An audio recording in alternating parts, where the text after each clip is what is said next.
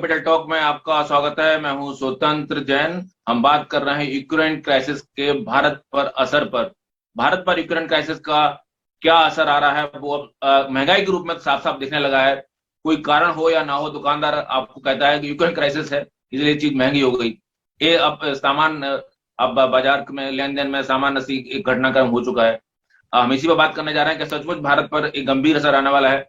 IMF ने चेतावनी दी है कि भारत पर चीन से अधिक गंभीर असर होगा यूक्रेन क्राइसिस का। किस तरह का असर होगा भारत की अर्थव्यवस्था पर?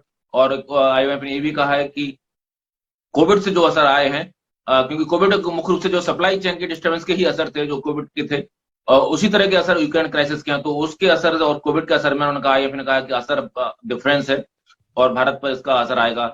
और इस चर्चा में हमारे साथ professor Aman Agarwal, institute of finance के निदेशक, अर्थव्यवस्था के फाइनेंस के जाने माने जानकार, आपका बहुत बहुत स्वागत है प्रोफेसर अमन। सबसे पहले सर, आप इस विचार से सहमत हैं आईएमएफ के कि रूस के जो यूक्रेन की लड़ाई हो रही है उसमें चाइना कम प्रभावित होगा? चाइना में चूंकि इन्वेस्टमेंट ज्यादा है, सप्लाई डिस्टर्बेंस नहीं है, ऐसा उन्होंने, अगर मैं सही से समझ सका हूँ, ऐसा उन्होंने कहा है। तो क्या भारत पर ज्यादा असर होने वाला है क्या? जी, मेरे विचार में जो आईएमएफ की जो उन्होंने स्टडी करी है राइस ने, और राइस ने कहा है ये बात, उसमें थोड़ा बहुत तो जरूर तथ्य है, बिकॉज वो कुछ पैरामीटर्स देखते हैं। आईएमएफ जो होता है वो मॉनेटरी पॉलिसी को देखता है, वो ओवरऑल डेवलपमेंट को कभी भी नहीं देख पाता है। वो सिर्फ मॉनेटरी पॉलिसी और जो सेंट्रल बैंक से रिलेटेड चीजें होती हैं उन चीज को, तथ्य को देख के काम करता है और अपनी घोषणाएं करता है। जहां तक आईएमएफ का ये कहना है कि हिंदुस्तान का यूक्रेन और रशिया की वॉर से इम्पैक्ट होगा, देखिए कोई भी इस टाइप की, हम एक ग्लोबल विलेज में एग्जिस्ट करते हैं, कोई भी चीज होती है तो थोड़ा बहुत तो इम्पैक्ट होगा। जैसे आपने अभी दुकानदारों का बताया, साइकोलॉजिकली अब वो उस गेम को खेल रहे हैं प्राइस बढ़ाने के लिए, और कुछ कंपनीज भी इस गेम में आएंगी, बड़ी बड़ी कंपनियां हैं वो आएंगी जो अपने चीजों के दाम बढ़ा देंगी इसको लेके कि यूक्रेन और वॉर, रशिया क्राइसिस हो गया। क्योंकि सरकार ने भी ये बात कही, अब अंतर्राष्ट्रीय एजेंसीज भी ये बात कर रही हैं, तो उनको एक मौका मिल जाता है बेफिजूली बढ़ा के अपनी प्रॉफिटेबिलिटी बढ़ाने का। पर जहां तक जो डायरेक्ट इम्पैक्ट की हम बात करें, देखिए यूक्रेन से जो हमारा टोटल 0.5% के करीब इंपोर्ट है, 0.5% के करीब ही एक्सपोर्ट है। $2.1 बिलियन का यूक्रेन के साथ हमारा ट्रेड है। तो जब हमारा ट्रेड ही छोटा सा है, पूरे ट्रेड के अंदर 0.5% टोटल ट्रेड है यूक्रेन के साथ, तो यूक्रेन की अर्थव्यवस्था हिल भी जाए, कल को यूक्रेन नहीं भी रहे, तो उससे कहीं पे भी हमारे को ये जो है ट्रेड के अंदर इतना ज्यादा फर्क नहीं पड़ेगा। देखिए, और दूसरी चीज ये है कि ये तो है नहीं कि धरती के ऊपर से चला जाएगा यूक्रेन। यूक्रेन तो यूक्रेन ही रहेगा, इंडिपेंडेंट रहे या रशिया के साथ रहे या कैसे रहे, वो जगह तो रहेगी, लोग भी वहां के रहेंगे। तो ट्रेड जो है बाद में अभी नहीं होगा तो बाद में शुरू हो जाएगा। जहां पे रशिया की बात करते हैं, और यूक्रेन जो है, एक सबसे बड़ी जो चीज यूक्रेन के पास है वो है यूरेनियम। और यूरेनियम जो ऐसी चीज है जो न्यूक्लियर रिएक्टर प्लांट्स जो होते हैं जिससे ऊर्जा जनरेट होती है, उसमें यूटिलाइज होता है। हिंदुस्तान ने भी यूरेनियम रिएक्टर प्लांट्स बनाए हैं 15-20 साल में, और वो जब बनाए हैं उनके लिए रिक्वायरमेंट थी यूरेनियम 235 और 238 की रिक्वायरमेंट होती है। वो यूरेनियम जो है वो यूक्रेन हमें देने से उसने मना कर दिया था पहले ही। तो जब उसने मना कर दिया तो हम जो रिक्वायरमेंट है अपनी और जगहों से ले रहे हैं, यूक्रेन से नहीं ले रहे। कोई भी ऐसी चीज नहीं है, सिर्फ एक एडिबल ऑयल्स को छोड़ के, जो हम यूक्रेन से सबसे ज्यादा मात्रा में इंपोर्ट करते हैं। वो भी सिर्फ सूरजमुखी करते हैं, वो भी बहुत छोटा है, बहुत छोटा सा अमाउंट है, पर वो करते हैं। मतलब ये उनके जो हमारे इंपोर्ट के अंदर उससे ज्यादा जो आइटम, हैवी आइटम है वो यूक्रेन के अंदर एडिबल ऑयल के अंदर, वो जैसे आपने तेल की बात करी। दूसरी जो चीज है वो है रशिया। दो ही पार्टनर हैं बेसिकली इसके अंदर। रशिया के साथ जो है हमारे रिलेशनशिप बहुत पुराने हैं। अगर हम देखें उस रिलेशनशिप को, जब हमारे ऊपर सैंक्शंस लगाए गए, यूएस ने भी लगाया सैंक्शन, जब हमने फर्स्ट न्यूक्लियर टेस्ट किया, हमारे लोगों को भेज दिया वापस, करीब 50-60 हजार लोगों को अमेरिका से निकाल के उनके वीजा कैंसिल करके वापस भेज दिया। और देशों ने भी जो है कुछ इस तरीके से, यूरोप में भी किया जब ये फर्स्ट टेस्ट किया। जबकि हिंदुस्तान एक जो है शांत प्रिय देश है, उसने कभी भी किसी के ऊपर लड़ाई या वॉर रेज नहीं करी है। तो उसके बाद भी उसके ऊपर सैंक्शन लगाए गए, उस समय 95 या 96 की बात है जब लगाए गए। तो उसके बाद जो है रशिया फिर भी हमें सपोर्ट कर रहा था, चाहे इंडिपेंडेंस से पहले हो, इंडिपेंडेंस के बाद हो, हमेशा वो हमारा एक सपोर्टिंग पार्टनर रहा है। तो एक तो ये देखना जरूरी है कि जिसने सपोर्ट किया हमें, कि उसकी तरफ हम उसको ना रेज करें वॉर या कोई तरीके करें। दूसरी चीज जो हमारी जो डिफेंस के अंदर एक इंपोर्ट है वो मैक्सिमम है रशिया के साथ। डिफेंस हो, रशिया और यूएस, यूनाइटेड स्टेट्स, ये दो कंट्रीज हैं जो सबसे ज्यादा हम यहाँ से डिफेंस को इंपोर्ट करते आए हैं। सरकार ने पिछले 2-3 बजट में साफ किया कि हम डोमेस्टिकेटाइजेशन कर रहे हैं डिफेंस का भी। अभी भी इस साल आपने देखा होगा निर्मला सीतारमण जी ने जो अभी फरवरी में बजट प्रेजेंट किया, तो उसमें उन्होंने कहा कि 68% जो हम डिफेंस का एलोकेशन है वो हिंदुस्तानी डोमेस्टिक ओरिएंटेशन रखेंगे, मतलब हिंदुस्तान से खरीदेंगे। अब हो सकता है वो हिंदुस्तान की कंपनियां कुछ बाहर से भी खरीदे, ये भी हो सकता है, बट कम से कम वो हिंदुस्तान से प्रोक्योर करेंगे। और ये कोई छोटा अमाउंट नहीं है, 68% डिफेंस के बजट का बहुत बड़ा हिस्सा माना जाता है, जिसको वो डोमेस्टिकली करेंगे, बाहर से नहीं कर रहे हैं। तो हम डिपेंडेंस अपनी डिफेंस के ऊपर कम करते जा रहे हैं। दूसरी चीज थी ऑयल। ऑयल भी हम सिर्फ 2% इस समय रशिया से हम खरीद रहे हैं। बाकी जो हमारा ऑयल है अलग अलग देशों से पूरे विश्व के अंदर फैला हुआ है। पहले ये सद्दाम हुसैन, इराक जब चल रहा था, सद्दाम हुसैन जी थे तब वहां से खरीदा जाता था, और ईरान से और कुछ यूएई के देशों से खरीदा जाता था, जो हमारी बहुत ज्यादा मात्रा थी। पर जब वो इराक का खत्म हुआ 90 के अंदर, फिर ईरान के ऊपर सैंक्शंस लगाए गए, तो उसके बाद हमने अपनी जो पोर्टफोलियो है, जो इंडियन ऑयल कंपनीज हैं बहुत सारी, वो उन्होंने अलग अलग देशों से खरीदना शुरू कर दिया। तो एक वो डिपेंडेंस हमारी जो थी पहले और जो रिस्ट्रिक्शन थी वो खत्म हो गई तो रशिया से। और दूसरा अभी कल ही की न्यूज है ये, जब आईएमएफ ने कहा रशिया से इंडियन कंपनीज जो है 3 या 4 कंपनीज ने ऑलरेडी कॉन्ट्रैक्ट कर लिया है कि वो जो डिस्काउंटेड रेट के ऊपर तेल दे रहा है, कच्चा तेल दे रहा है, उसको खरीदने की बात कर ली है। 1-2 कंपनियां और है हिंदुस्तान की, वो भी अब बातचीत में। खबर तो सब चल रही है कि रशिया ने, भारत ने मान लिया रशिया की बात की आपको आपसे तेल खरीदेंगे। नहीं, देखिए इसमें मानने की बात नहीं है, ट्रेड है, एक तरीके का ट्रेड है। जब मेरे को कोई चीज की रिक्वायरमेंट है, चाहे वो दवाइयां हो, चाहे वो खाद्य पदार्थ हो, चाहे वो तेल हो, कच्चा तेल हो, हम यहाँ पे किसी के विचारधारा से एग्री नहीं कर रहे हैं यहाँ पे। और ऐसा नहीं है कि जो है रशिया जो है कभी टेररिस्टिक एक्टिविटीज में रहा हो। हम एक ऐसे देश के साथ डील कर रहे हो जो टेररिस्टिक एक्टिविटीज हो, तब लोगों को ऑब्जेक्ट हो सकता है कि हाँ देखो ये देश जो है टेररिस्टिक एक्टिविटी चल रहा है। जैसे अब एक जो है अफगानिस्तान को हमने शुरू से सपोर्ट किया, अभी भी हम सपोर्ट कर रहे हैं, जबकि ये जो ग्रुप जो इस समय अफगानिस्तान को लीड कर रहा है उसको कहा जाता है कि ये टेररिस्टिक ग्रुप है जो आतंकवादी फैलाता है।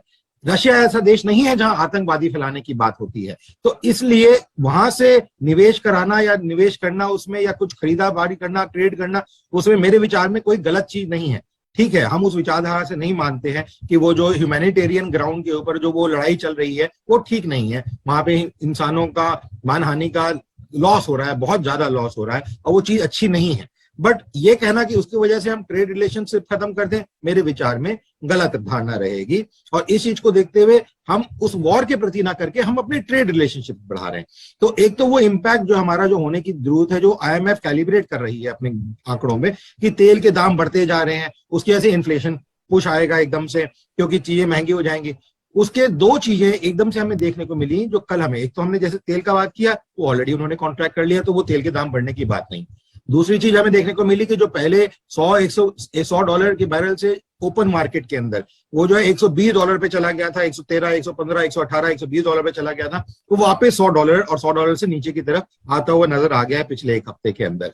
तीसरी चीज जो देखने को मिली, हिंदुस्तान का पहले बताया, ये सिर्फ हम 1 या 2% पूरे ऑयल का ये जो ओपन मार्केट से खरीदते हैं वो वाला है, और वो 4 महीने में हमारे पास आके एक आम आदमी तक पहुंचता है, तो उसकी प्राइसेस का इन्फ्लेशन। चौथी चीज जो हमारा रुपया है, आप देख रहे होंगे पिछले 4-5 दिन में उसको ऊपर बढ़ने की शक्ता आ रही है, मतलब स्ट्रेंथन हो रहा है रुपया डॉलर के बजाय।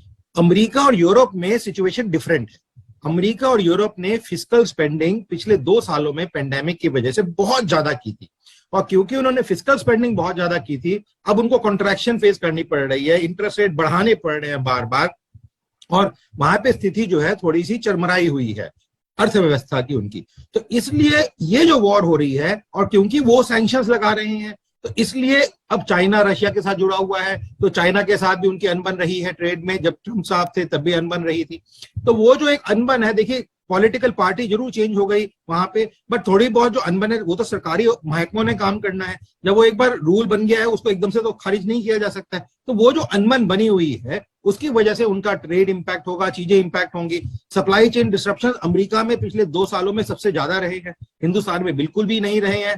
थोड़ा बहुत हुआ है, इतना नहीं हुआ कि एकदम से इंपैक्ट करे चीजों को। आपने कहा कि सिर्फ आईएमएफ से मॉनेटरी पॉलिसी देखता है, तो मॉनेटरी पॉलिसी आपको लग रहा है कि भारत की मॉनेटरी पॉलिसी में उसे ऐसा क्या संकेत मिला? क्योंकि भारत ने तो अपना मॉनेटरी पॉलिसी चेंज की नहीं है लगभग, मैं देख रहा हूँ 8-9 बार से लगभग वही बनी हुई है।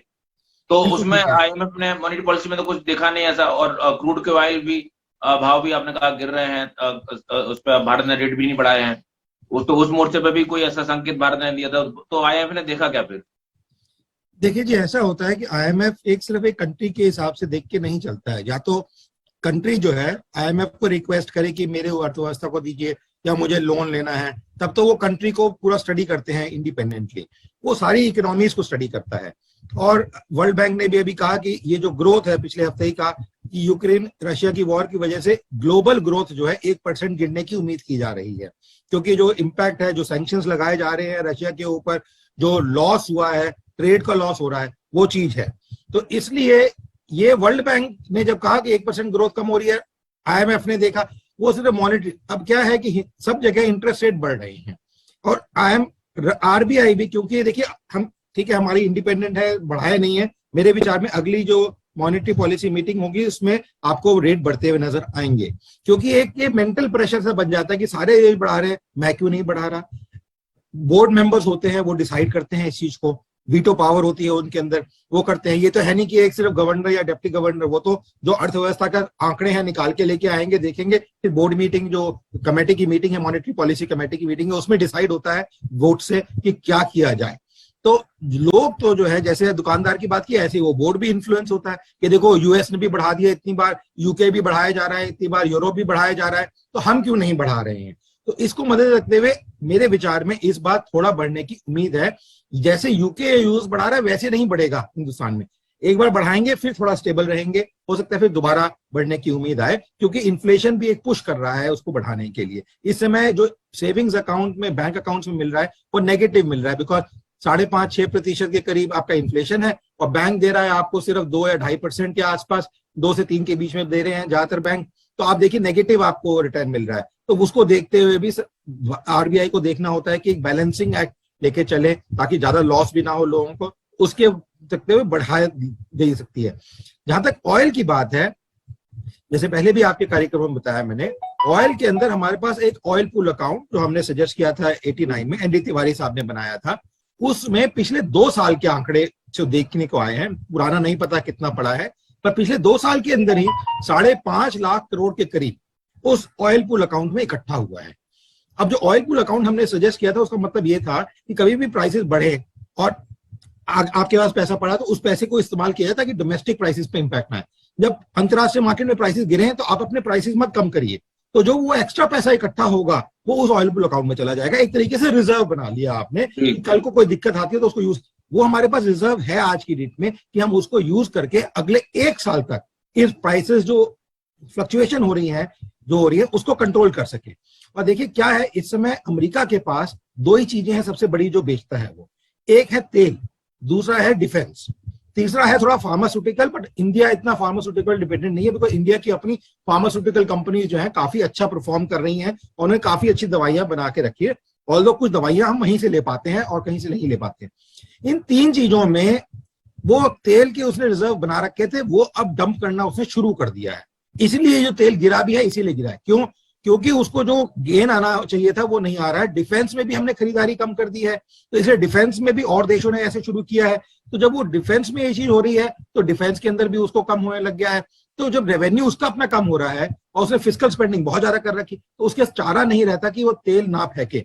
ऐसा ही हाल यूरोप के देशों में भी है कि उनको तेल अब फेंकना पड़ रहा है। पेंडेमिक के टाइम पे जो सप्लाई चेन डिस्ट्रप्शंस हुए, जो फिस्कल स्पेंडिंग की, उसको एक्सपेंस को मीट आउट करने के लिए, उस खर्चे को मीट आउट करने के लिए अब उनको तेल जो है अंतरराष्ट्रीय मार्केट में डालना पड़ रहा है, और रशिया उधर से डाल रहा है, एक काउंटर इफेक्ट है।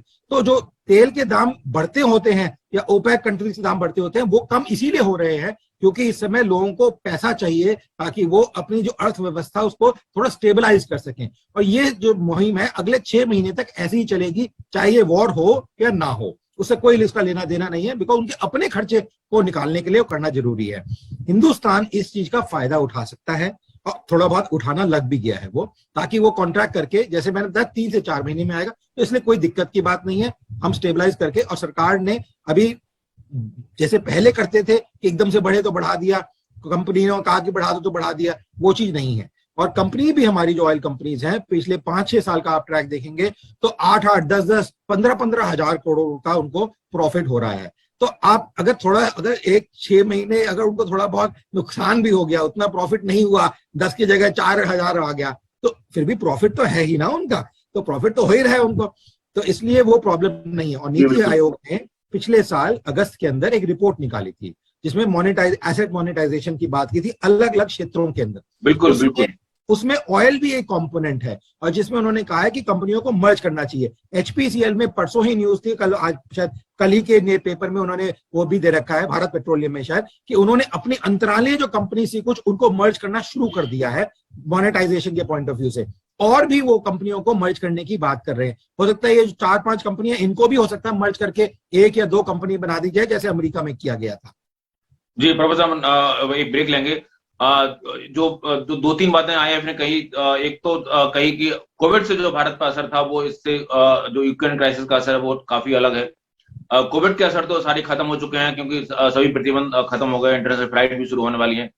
और दूसरी बात कि जो आपने कहा कि कोई असर नहीं आ रहा है, मतलब ऐसा इंप्रेशन आप देने की कोशिश कर रहे हैं, लेकिन कमोडिटी की प्राइस आप कई देखें, कम से कम 13-14 कमोडिटी हैं जिनका असर है। आपकी गेहूं पे भी असर आ गया आपको, और आपका निकल्स हैं, कई सारे आपके धातु हैं, उन पे असर आए हैं। निकल का तो असर, निकल पे तो हमने देखा ही है, निकल की तो आपको ट्रेडिंग ही बंद करनी पड़ी। तो ऐसी बहुत सारी धातु हैं जिन पर असर आया है। क्या उनका असर भारत पे महंगाई के रूप में देखेगा या नहीं देखेगा, इस पर बात करेंगे। कहीं मत जाइए, लौटते हैं छोटे से ब्रेक के बाद।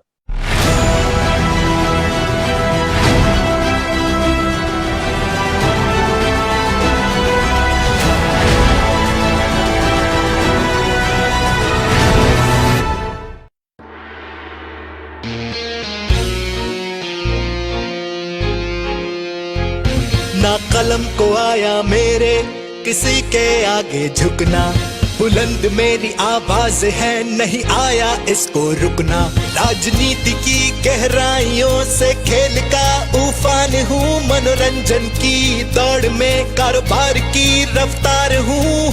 आईना दिखाने का साहस मुझ में है, देश को जोड़ने की ताकत मुझ में है। मैं भी पत्रिका इंसाफ का आगाज हूँ, मैं भी पत्रिका झूठ करता बेनकाब हूँ, मैं भी पत्रिका जन जन की आवाज हूँ, मैं भी पत्रिका निर्भीक और बेबाक हूँ, मैं भी पत्रिका, मैं भी पत्रिका।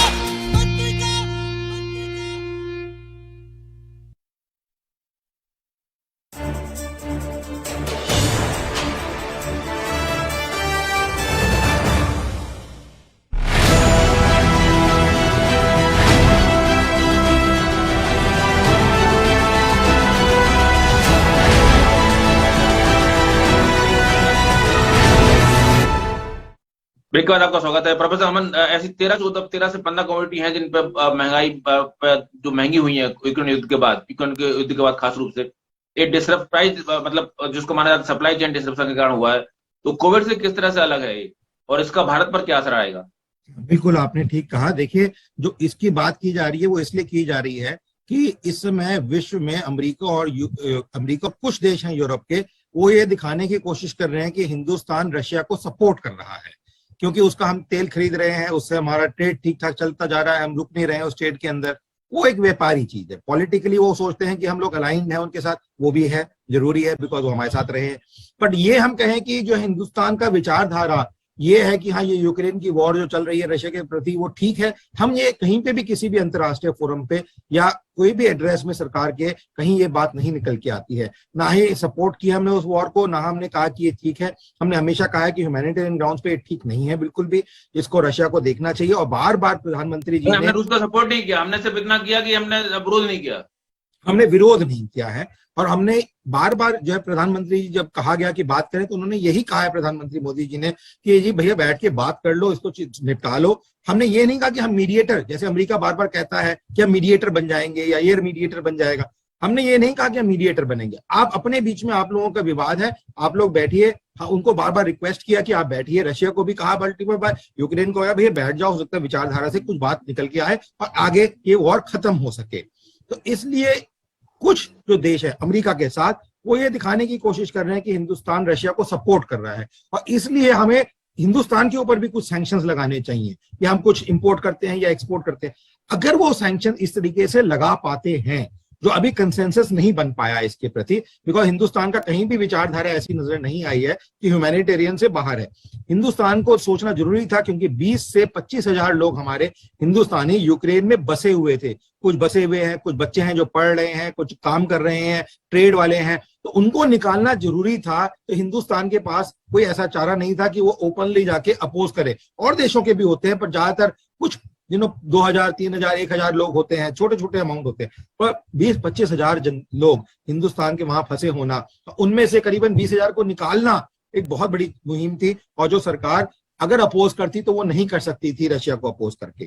तो एक ये चीज उन्होंने बड़े ध्यान से करके उसमें सफलता लाए हैं। दूसरी चीज ये है कि जैसे मैंने कहा, अगर वो इम्पोज करते हैं तो इसका इम्पैक्ट हमारी इकोनॉमी पे जरूर पड़ेगा। क्यों पड़ेगा? दाम तो बढ़े हैं ना। अभी हमने बाजार में देखे तो आप दुकानदारों पर ही नहीं, कमोडिटी के दाम बढ़ गए हैं। कई सारी जो कंपनियों ने भाव बढ़ा दिए, एसी के भाव बढ़ गए, तो आपने देखा कि अनाज के भाव बढ़ गए, कई सारी चीजों के भाव बढ़े हैं। बिल्कुल ठीक कह रहे हैं। वो भाव इस 2 कारणों से बढ़े हैं। एक तो जो आपने सेंटिमेंटल वैल्यू की बात करी, यूक्रेन की वॉर हो रही, क्या है चक्कर की हमारा रुपया जो है पिछले 1 हफ्ते में तो बढ़ा है, पर उससे पहले बहुत तेजी से गिरा था। करीबन एक ही दिन में 2 रुपए के करीब गिर गया था। 1 रुपए, हाँ, 1-1.5 रुपए गिर गया था। उससे पहले भी गिर रहा था, करीबन 74 से पहुंच के वो 76-77 के आसपास पहुंच गया था। और ये उम्मीद लगानी शुरू हो गई थी, लोग कहने लग गए थे कि ये 80 रुपए पे चला जाएगा, फिर 80 रुपए नया नॉर्मल बन जाएगा इसके लिए। जो चीज नहीं है वो बढ़ के वापस 74 के आसपास आ गया। पर वो जो जब घटा, तो क्या है कि जब हम अंतरराष्ट्रीय मार्केट से कोई भी आइटम खरीदते हैं, वो तो डॉलर या यूरो में खरीदी जाती है या किसी और करेंसी में खरीदी जाती है, तो जब उसको कन्वर्ट करते हैं तो उसका भार ज्यादा पड़ जाता है। और क्योंकि जो है सप्लाई चेन डिस्ट्रप्शन थोड़ी बहुत आई हैं, जब फ्लाइट्स नहीं चल रही हैं, नो जोन्स हो जाते हैं, तेल की शिपमेंट्स नहीं हो रही थी, चाहे वो रशिया से ही लेनी है हमें, पर वो शिपमेंट्स तो नहीं आएंगी, सी रूट्स बंद हो जाते हैं, चीजें बंद हो जाती हैं। अमेरिका जो है जब रोक रहा है चीजों को, तो नेचुरली छोटे छोटे देश होते हैं, वो अमेरिका को के साथ लड़ाई नहीं ले सकते हैं, ट्रेड वॉर नहीं ले सकते हैं, बियर नहीं कर सकते हैं, बिकॉज काफी सारे देश एक्सपोर्ट डिपेंडेंट होते हैं। हिंदुस्तान एक्सपोर्ट डिपेंडेंट नहीं रहा कभी भी, एक्सपोर्ट डिपेंडेंट होते हैं। रुपए का गिरना लगता है कि एक्सपोर्टर्स का बेनिफिट हो रहा है, पर इन द लॉन्ग रन हम देखें एक्सपोर्टर्स को बेनिफिट नहीं होता है। हमारा बैलेंस ऑफ ट्रेड नेगेटिव चला जाता है, हमारी जो कॉस्ट होती है वो बढ़ जाती है, क्योंकि चाहे खाने की चीजें जो कुछ खरीदनी पड़ती हैं हमें, कुछ दवाइयां हमें खरीदनी पड़ती हैं, डिफेंस खरीदना पड़ता है हमें, तेल खरीदना पड़ता है, ये सारे इनइलास्टिक हैं, ये खरीदना ही पड़ेगा। आपका कितना भी रुपया हो, इसका हमारे पास चारा नहीं है, ये अमाउंट खरीदना ही, सामान खरीदना ही पड़ेगा। एक्सपोर्ट ऐसा नहीं है, एक्सपोर्ट पूरा फ्लेक्सिबल है, अगर रेट बढ़ गया तो कम हो जाए, कम हो ज्यादा हो गया तो बढ़ जाए। एक्सपोर्ट के साथ ये चीज नहीं है। तो इसलिए जो हमारा इंपोर्ट को देखते हुए सरकार को कुछ और आरबीआई को देखना चाहिए कि रुपए बढ़ता रहे, उससे जो हमारा जो इम्पैक्ट है ये वॉर का, या अगर कल को ये सैंक्शंस लगाते हैं जैसे लगाने की बात चल रही है, और अगर वो लगते हैं तो उसका इम्पैक्ट कम से कम हो। अभी जो दाम बढ़े हैं वो कम हो सकते हैं, क्योंकि जो तेल के दाम हिंदुस्तान में पिछले 1.5 साल में थोड़े थोड़े बढ़ा के स्टेबल रखे गए थे, वो जो तेल के दाम है उसका इम्पैक्ट इस समय आने लग गया है। कोई भी जो तेल के दाम बढ़ते हैं उनका इमीडिएटली कोई कंपनी ट्रांसफर नहीं करती है, उसको ट्रांसफर करने में 3 से 6 महीने लग जाते हैं। तब तक वो असेस करते हैं कि हमारी कॉस्टिंग कितनी आई, बिकॉज हर कंपनी भी क्वार्टरली देखती है कि मेरा कितना खर्चा हुआ, कितना मेरी अर्निंग हुई। तो हर महीने कोई कंपनी बैठ के नहीं देखती है। तो जब वो क्वार्टरली असेसमेंट करते हैं तो कहते हैं अच्छा हमारे प्रॉफिट कम क्यों हो गए, कि दाम बढ़ गए हैं। तो इसलिए जो है वो फिर कहते हैं अच्छा हम रिवाइज रेट निकालेंगे, दाम बढ़ाएंगे अपने भी चीजों के। तो इसको देखते हुए अब वो जो इम्पैक्ट है पिछले 1-1.5 साल का पेट्रोल का, वो आने लग गया है। इसलिए आपको अभी दाम बढ़ते नजर आ रहे हैं। इसलिए नजर नहीं आ रहे कि यूक्रेन और रशिया की वॉर चल रही है, उससे मेजर सप्लाई चेन डिस्ट्रप्शंस हुए, उसकी वजह से ऐसा नहीं नजर आ रहा। और कुछ इंडस्ट्री थी, जैसे चिप इंडस्ट्री थी, इलेक्ट्रॉनिक्स में चिप इंडस्ट्री थी, उसमें काफी हद तक सप्लाई चेन डिस्ट्रप्शंस आए थे और इक्विपमेंट कॉस्ट बहुत ज्यादा बढ़ गई थी पैंडेमिक के डिमांड की वजह से, लोगों के डिमांड की वजह से। वहां पे सरकार ने इस बजट में भी और पिछले बजट में भी पीएलआई स्कीम के अंडर स्ट्रक्चरिंग की है, ताकि हम वो चिप स्ट्रक्चर्स को हिंदुस्तान में बना सकें। वो टाइम लगता है, हमारे पास लोग तो हैं, पर वो जो इक्विपमेंट चाहिए होते हैं, मशीनरी चाहिए होती है, अब वो इंपोर्ट करके ज्वाइंट वेंचर्स करके कंपनियां बनाना शुरू कर रही हैं। तो उसका भी जो सप्लाई चेन डिस्ट्रप्शन था वो मेरे विचार में खत्म होता हुआ नजर आएगा। हिंदुस्तान की अर्थव्यवस्था में 70% हमारा एग्रीकल्चर से, 65 to 70% एग्रीकल्चर से आता है कि लोग इन्वॉल्व हैं। करीबन 60% प्योर एग्रीकल्चर में और 10 से 12% एग्रो बेस्ड इंडस्ट्रीज के अंदर। वो हिंदुस्तान के अंदर ही है, वो बाहर तो है नहीं। हिंदुस्तान की अर्थव्यवस्था, इसलिए वहां पे कोई डिस्ट्रप्शन की बात नहीं है। ठीक है, कंट्रीब्यूशन एग्रीकल्चर का छोटा है जीडीपी ग्रोथ में, बट क्योंकि वो जो एग्रो बेस्ड इंडस्ट्री है वो सर्विसेज के अंदर अपने आप को क्लब करते हैं, वो एग्रीकल्चर में क्लब नहीं करते हैं, तो इसका जो उसका कंट्रीब्यूशन है वो सर्विसेज सेक्टर में चला जाता है। तो इसलिए जो है फर्क हमें जो कंट्रीब्यूशन है टोटल जीडीपी में नजर आता है, और जीडीपी ये बढ़ता हुआ आगे चलेगा। मेरे विचार में कोई ऐसी चीज नहीं है जो सरकार के इस समय हाथ में नहीं है। हमारे पास 1-2 मिनट का वक्त बचा है। संक्षेप में आपके समझ में कि क्या, जैसे एक तो आपने कहा कि सप्लाई डिसरप्शन हो सकता है, और दूसरी बात आपने कहा कि जो भारत में एक आत्मनिर्भरता की भी चीजें उभर रही हैं, तो पॉजिटिव साइड नेगेटिव साइड में आपको 2 महत्वपूर्ण चीज क्या लग रही हैं जो इस युद्ध के बाद उभर के आएंगी, आशंकाएं और संभावनाएं?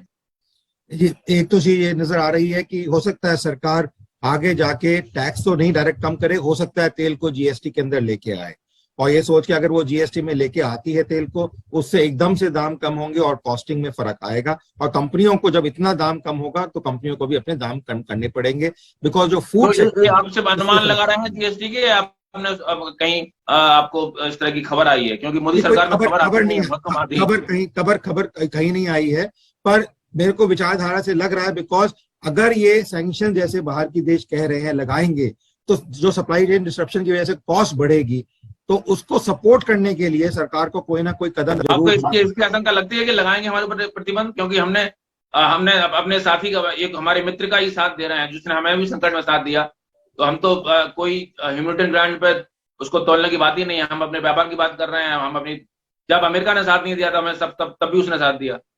देखिए, जहां तक मेरे को लगता है वो सैंक्शन लगाने की बात नहीं आती है, बिकॉज इंडिया ने भी बड़ा अच्छा आर्गुमेंट रखा है कि जब यूरोप रशिया से तेल और एनर्जी खरीद सकता है इस वॉर के बावजूद, जबकि वो ओपनली कह रहा है कि हम इस वॉर के अगेंस्ट हैं, पर फिर भी खरीद सकता है, तो हिंदुस्तान के ऊपर ये प्रतिबंध क्यों लगाया जा रहा है, ऐसी बात क्यों की जा रही है? तो ये चीज बिल्कुल साफ करती है कि ये दो तरफा वाला चक्कर है। और आईएमएफ के अंदर शेयर सबसे ज्यादा जो है वो यूरोप का है, वर्ल्ड बैंक में शेयर सबसे ज्यादा अमेरिका का है। वहां पे यानी कि दोनों के बैलेंस शेयर हैं, दोनों के बराबर शेयर हैं, तो नेचुरली कुछ इन्फ्लुएंस राइस का जो है वो अमेरिका और यूरोप की जो तवज्जो है इन बातों को रखते हुए, यूक्रेन और रशिया की वॉर को रखते हुए, वो जरूर करना चाहेंगे ताकि एक थोड़ा संकट दे। पर जैसे मैंने कहा, इसको एक अच्छी वार्निंग लेके, एक सबक की वार्निंग लेके सरकार को चलना चाहिए, ताकि आगे ठीक ठाक कदम उठ सके और अर्थव्यवस्था जो अभी पटरी पे आई है और सबसे ज्यादा तेज चलती हुई अर्थव्यवस्था है विश्व के अंदर, सबसे तेज चलती हुई अर्थव्यवस्था है, वो डीरेल ना हो और आगे भी चलती रहे। पर भारत के लिए एक आशंका इस युद्ध के बाद क्या उभर के आ रही है जो आपको लग रहा है कि ये हो सकता है एक बड़ी मुश्किल? मेरे विचार में आरबीआई जो है वो अगली मीटिंग में रेट बढ़ाएगी, तो इंडस्ट्री को तैयार होना चाहिए कि रेट बढ़ेंगे। इन एनी केस वो बढ़ने तो थे ही, बिकॉज बहुत समय से स्टेबल थे। और लेकिन पिछली बार सरकार ने, आरबीआई ने अपना स्टैंस अकोमोडेटिव रखा था, मतलब स्टैंस भी चेंज नहीं किया। तो इस बार संभावना आपको लग रहा है कि चेंज कर सकते हैं? मतलब स्टैंस चेंज करेंगे या बढ़ाएंगे?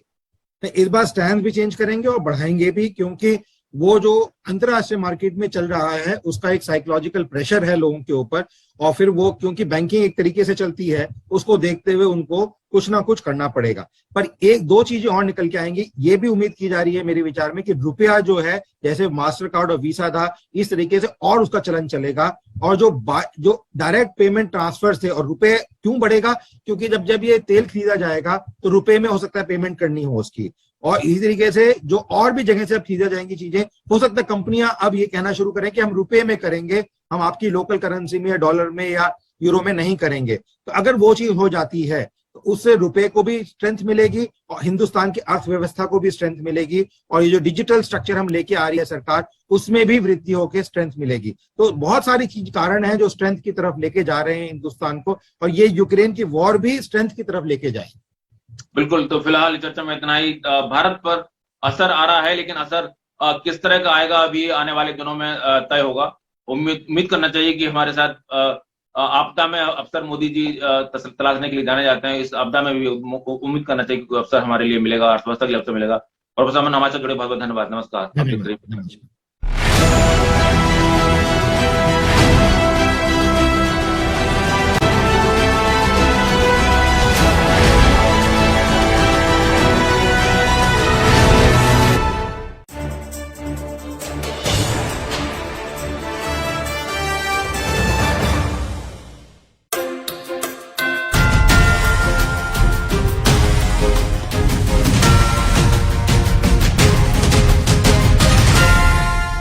नमस्कार, पत्रिका प्राइम टाइम में आपका स्वागत है।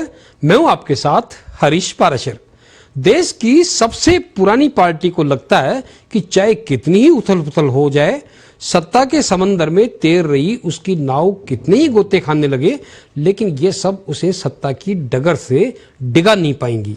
शायद यही वजह है कि जब भी कोई उथल पुथल का दौर शुरू होता है, इस नौका को लहरों से दूर लाने की कोशिशें भी शुरू हो जाती है। कई बार इस